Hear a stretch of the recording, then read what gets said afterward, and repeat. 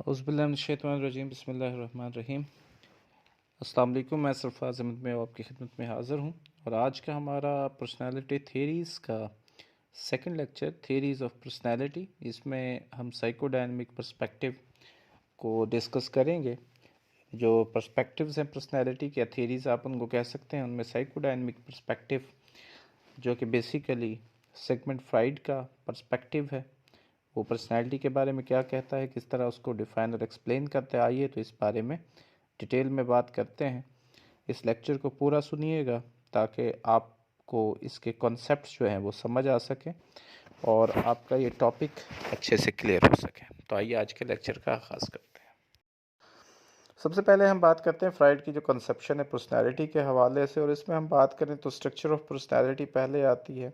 Fried ने जो mind था उसको तीन हिस्सों में डिवाइड किया, एक प्री कॉन्शियस, दूसरा कॉन्शियस और तीसरा अनकॉन्शियस। प्री कॉन्शियस जिसको तहत शऊर कहा जाता है, कॉन्शियस शऊर है और अनकॉन्शियस लाशऊर है। प्री कॉन्शियस को सब कॉन्शियस भी कहा जाता है। फ्राइड की जो थ्योरी थी बेसिकली उस पर किसी को इस हवाले से, यदि जो दो पार्ट्स हैं फ्राइड के, एक जो उन्होंने प्री कॉन्शियस की बात की थी और एक कॉन्शियस की बात की थी, उनसे कोई भी डिसएग्री नहीं था, लेकिन जहाँ तक इशू आता है वो अनकॉन्शियस से आता है। तो फ्राइड का जो आइडिया था कॉन्शियस माइंड का, जिसमें कि जो करंट अवेयरनेस होती है, हमारी जो करंट अवेयरनेस है वो एग्जिस्ट करती है, यानी मौजूदा तौर पर हमें किन चीज़ों से हम आगाह हैं, वो चीज़ें जिनका हमें पता होता है और जो हमारे उस वक़्त ज़हन में मौजूद होती हैं। जब भी कोई काम किया जाता है उस वक़्त हम जब घर में दाखिल होते हैं तो जो चीज़ें घर में हमारी रखी हमें याद हैं, बाहर जाते हैं ड्राम में गाड़ी कैसे चलानी है, ये सारी चीज़ें तो जिनको हम रोज़मर्रा रूटीन में जो ऑटोमेटिकली हो रही होती हैं, जो हमें याद होती हैं हर वक्त, उन्हें हम वो कॉन्शियस का हिस्सा होता है। प्री कॉन्शियस माइंड जो है उसके अंदर वो मेमोरीज़, इंफॉर्मेशंस और वाक़यात जो है वो होते हैं जिनको हम आसानी के साथ अपने कॉन्शियस के साथ ये शऊर में ला सकते हैं, जहन में ला सकते हैं। जो अनकॉन्शियस माइंड है ये बेसिकली जो प्रोफेशनल्स थे फ्राइड की दिनों के, जो साइकोलॉजिस्ट थे, वो रियल डिपार्चर ये वजह बनी अनकॉन्शियस की। फ्राइड ने थ्योरी पेश की कि एक पार्ट है जहन का जिसके अंदर हिडन जो चीज़ें जो होती हैं वो होती हैं हर वक्त, जो हिडन मवाद होता है बेसिकली, और इसको ये सिंबॉलिक फॉर्म में बाहर आती हैं, ड्रीम की सूरत में आती हैं, और कुछ जो बिहेवियर अफराद का जो होता है उसको हम वो इंगेज होता है विदाउट नोइंग, और क्यों वो जो है वकू पसीर हुआ, ये सारी चीज़ें कि कोई भी इंसान कई दफ़ा बग़ैर सोचे समझे कोई काम कर लेता है, तो फ्राइड के अकॉर्डिंग वो बेसिकली सिंबॉलिक फॉर्म्स होती हैं अनकॉन्शियस की। तो फ्राइड का बिलीव था कि जो अनकॉन्शियस माइंड है मोस्ट इम्पोर्टेंट डिटरमिनिंग फैक्टर है, जो डिटरमिन करता है, बनाता है हमारे इंसानी जो किरदार है और पर्सनैलिटी को। यानी फ्राइड के अकॉर्डिंग इसका जो मुख्तसरन हम बात करें तो यही है कि लाशऊर जो है अनकॉन्शियस है वो हमारे बिहेवियर को और पर्सनैलिटी को बनाता है। फ्राइड का जो डिवीज़न थी पर्सनैलिटी की, फ्राइड का बिलीव था कि वो ऑब्ज़र्वेशन यानी अपनी पेशेंट्स के ऑब्ज़र्वेशन के ऊपर उसने बिलीव किया, और उसने कहा कि जो पर्सनैलिटी है उसको हम तीन पार्ट्स में डिवाइड कर सकते हैं, और ये हर जो हिस्सा है वो एग्जिस्ट करता है वन और मोर लेवल्स ऑफ कॉन्शियस अवेयरनेस, यानी एक या एक से ज़्यादा कॉन्शियस अवेयरनेस पर ये मुश्तमिल होता है। जो तरीका कि जिसमें तीनों पार्ट्स पर्सनैलिटी के डेवलप होते हैं और इंटरेक्ट करते हैं एक दूसरे के साथ, वो इस थ्योरी का मेन वो बना, यानी जो मेन मरकज़ था इस थ्योरी का वो इसका यानी हार्ट ऑफ द थ्योरी बना, यानी मेन थीम बना। सबसे पहले इड की बात करते हैं। It, if it feels good do it, यानी जो चीज़ अच्छी लगती है वो करनी चाहिए अगर अच्छी, यानी ये प्लेयर प्रिंसिपल पे बेसिकली काम करता है। और जो first and most primitive part है पर्सनैलिटी का, जो कि शीरखार बच्चों के पैदाइशी तौर पर होता है, वो इड है। एक लैटिन वर्ड है जिसका मतलब है इट।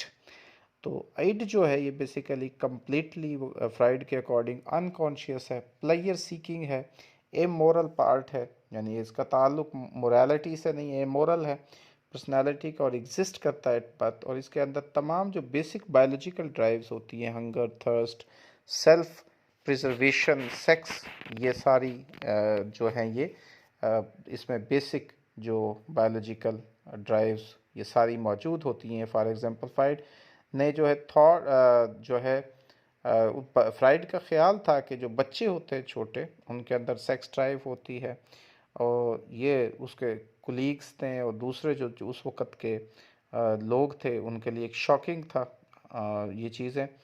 और इसमें जो सेक्स ड्राइव की जहाँ पे फ्राइड बात करता है तो इसका जो रियल मीनिंग था वो प्लेयर ड्राइव था।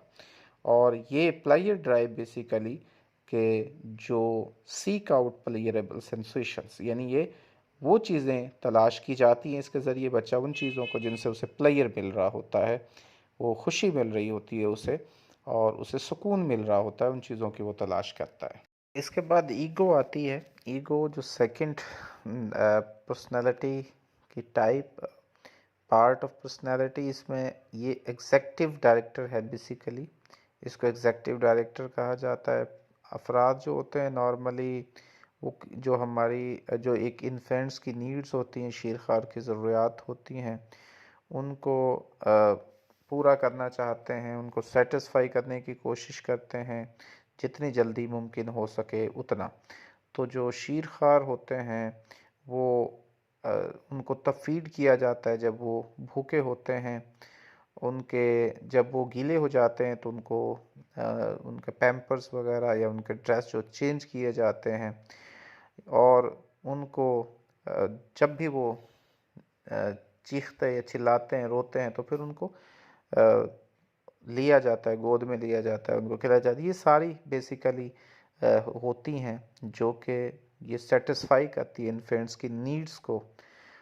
लेकिन जब यही बच्चा जो है बड़ा होता है तो अडल्ट जो होते हैं वो डिनाई करना शुरू कर देते हैं अपनी हर ख्वाहिश को। तो उसके लिए वो डिनाई करते हैं। तो यहाँ पर जो चीज़ होगी जो कि हम टच नहीं कर सकते, होल्ड उसको रख नहीं सकते, और लाजमी तौर पर इसके लिए वेट करना पड़ता है उन चीज़ों के लिए, जैसे खुराक वगैरह, ये सारी चीज़ें। कि कुछ चीज़ें हमारी सोसाइटी में हमारे लिए वो रिस्ट्रिक्शंस होती हैं, मोरल होती हैं, वो सारी चीज़ें, कोई रूल्स रेगुलेशंस होती हैं, वो सारी चीज़ें, वो इस वजह से हम उनको उस तरह से नहीं देखते जैसा कि बचपन में होता है। तो फ्राइड ने कहा था कि जो रियलिटी है वो अपनी लाजमी तौर पर वो वो परवान चढ़ती है बुरी तरह से। जो बचपन में वो सारी चीज़ें होती हैं, जो इड होती है ये उनके साथ डील नहीं कर सकती रियलिटी के साथ, यानी वेट करने के लिए और वो सारी चीज़ें। और जो चीज़ें जिनकी ज़रूरत होती है बच्चे को वो हासिल ना कर सकें तो उसके लिए वेट नहीं करती। तो इसमें जो वर्स चीज़ें होती हैं, वर्स जो होता है वो पॉसिबिलिटी ऑफ पनिशमेंट होता है, जो कि रिज़ल्ट होता है इड्स की जो रिस्ट्रेन्ड एक्शंस होते हैं उनको। तो अकॉर्डिंग टू फ्राइड जो डील विद रियलिटी है, एक second part of the personality ये है जो इसको डेवलप होती है, तो इसको ईगो कहा जाता है। ईगो जो है लैटिन वर्ड आई से है।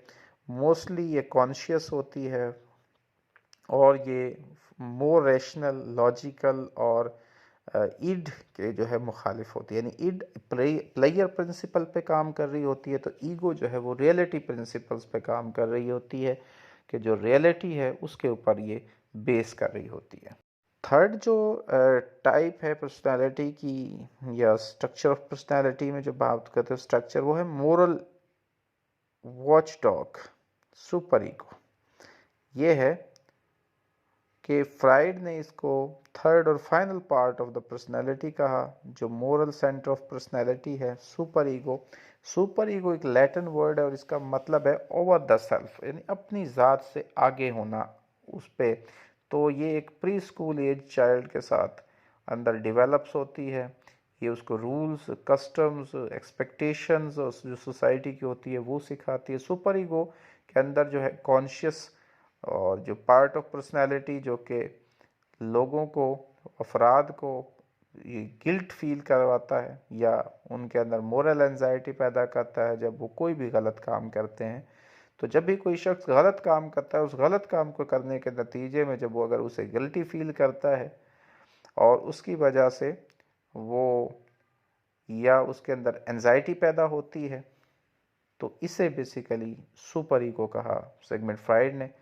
और ये तब तक डेवलप नहीं होता जब तक बच्चा जो है उसके अंदर ये चीज़ें डेवलप नहीं, उनके सेंस ऑफ राइट और रॉन्ग की डेवलप नहीं हो जाती कि क्या गलत है और क्या सही है इस चीज़ की, जब तक उसे नहीं हो जाती, उनकी कॉन्साइंस नहीं हो जाती। जो टर्म कॉन्साइंस है एक डिफरेंट वर्ड है कॉन्शियस से, और ये नज़र आता है या उसकी जो सिमिलर उस जैसी है कॉन्शियस की तरह है, लेकिन कॉन्साइंस जो है वो डिफरेंट, इसका टोटली जो कॉन्सेप्ट है वो कॉन्साइंस है। तो जो कॉन्साइंस का बेसिकली मीनिंग्स है, ये कॉग्निटिव प्रोसेस है और ये एक मोरल सेंस है, इखलाकी जो हमारे अंदर एक सेंस डेवलप होती है कि क्या चीज़ गलत है और क्या सही है, ठीक है, उसे हम कॉन्साइंस कहा जाता है। यानी राइट और रॉन्ग की जो तमीज़ करना, डिफ्रेंशिएट करना, उसे कॉन्साइंस कहा जाता है, कॉन्साइंस। अब हम बात करते हैं कि किस तरह से ये तीनों पार्ट्स पर्सनैलिटी के, इड, ईगो और सुपर ईगो, एक दूसरे के साथ कैसे काम करते हैं। तो बचपन में जब बड़े होते हुए या बच्चों के साथ बैठ के कभी कार्टून देखे हों तो लाजमी तौर पर इन तीनों पर्सनैलिटी के पार्ट्स उनमें देखे होते हैं। जो ईड है उसको आम तौर पर एक छोटे डेवल की तरह दिखाया जाता है, सुपर ईगो को एक एंजल के तौर पर पेश किया जाता है, और जो ईगो है एक पर्सन या कोई भी एनिमल जो होता है जो कि दरमियान में पकड़ा जाता है और वो डिसाइड करने की कोशिश करता है कि उसने क्या एक्शन जो है वो लेना है या लिया है। तो जो ईड है वो बेसिकली डिमांड्स बनाती है। याद रखिएगा कि ईड जो है वो आपकी डिमांड्स बनाती है, और जो सुपर ईगो है वो उस पर रिस्ट्रिक्शंस लगाती है कि किस तरह से ये डिमांड जो है किस तरह से मिल सकती हैं, यानी उन पे रिस्ट्रिक्शंस लगा देती है उन चीज़ों पे कि जिस तरह से उन डिमांड्स को वो हासिल करना चाहता है। लेकिन और जो ईगो है बेसिकली वो एक प्लान के साथ आती है जो कि वो क्विट कर देगा बेसिकली इड को और सेटिस्फाई कर देगा सुपर ईगो को। यानी वो इड को ख़त्म कर देता है, उसके जो प्लानिंग्स होती हैं, और उस सुपर ईगो को वो सेटिस्फाई कर देता है। तो बाज़ दफ़ा जो इड है या सुपर ईगो है वो अपने इस तरीके से नहीं आती हैं। एक ग्रेट डील ऑफ एंजाइटी के तौर पर ईगो जो है वो उसके लिए अपने तौर पर आती है। यानी ईगो के लिए जब वो सामने आती हैं तो एक वो एंजाइटी से डील कर रही होती हैं वो सारे।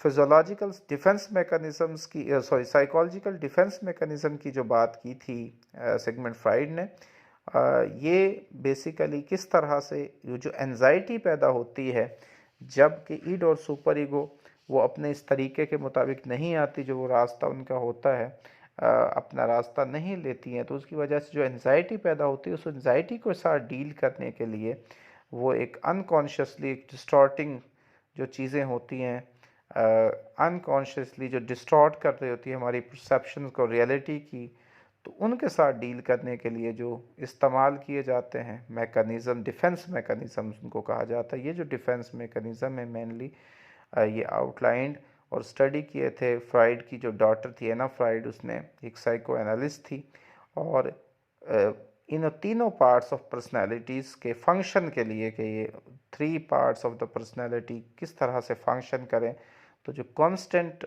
जो मुस्तकिल कशमकश होती है उनको मैनेज करना ज़रूरी होता है। उनके लिए उनको ज़रूरी करना है कि इन कॉन्फ्लिक्ट्स को जो इन तीनों के दरमियान में आती हैं उनको मैनेज किया जाए। और फ्राइड ने अज्यूम किया था कि जो डिफेंस मैकेनिज़म्स हैं बेसिकली वो मोस्ट इम्पॉर्टेंट टूल्स हैं डील करने के लिए एंजाइटी के साथ, जो कि इस कॉन्फ्लिक्ट के नतीजे में पैदा होती है। तो डिफेंस मैकेनिज़म्स के लिए हमारा अलहदा से भी क्वेश्चन मौजूद है, आप वहाँ से उसको डिटेल में पढ़ सकते हैं कौन सा डिफेंस मैकेनिज़म्स हैं विद एग्जांपल्स। तो उम्मीद है कि आपको ये चीज़ें जो साइकोडायनेमिक पर्सपेक्टिव हमने सिगमंड फ्राइड का पढ़ा है, ये चीज़ें आपके माइंड में क्लियर हो गई होंगी कि सब कॉन्शियस का क्या किरदार है, ईड ईगो सुपर ईगो का क्या किरदार है पर्सनैलिटी को बनाने में। तो इसके अलावा इसका next part psychosexual theory of development हम इंशाल्लाह नेक्स्ट लेक्चर में स्टडी करेंगे। उस वक्त तक दीजिए इजाज़त, इसको सुनिएगा, गौर से समझिएगा।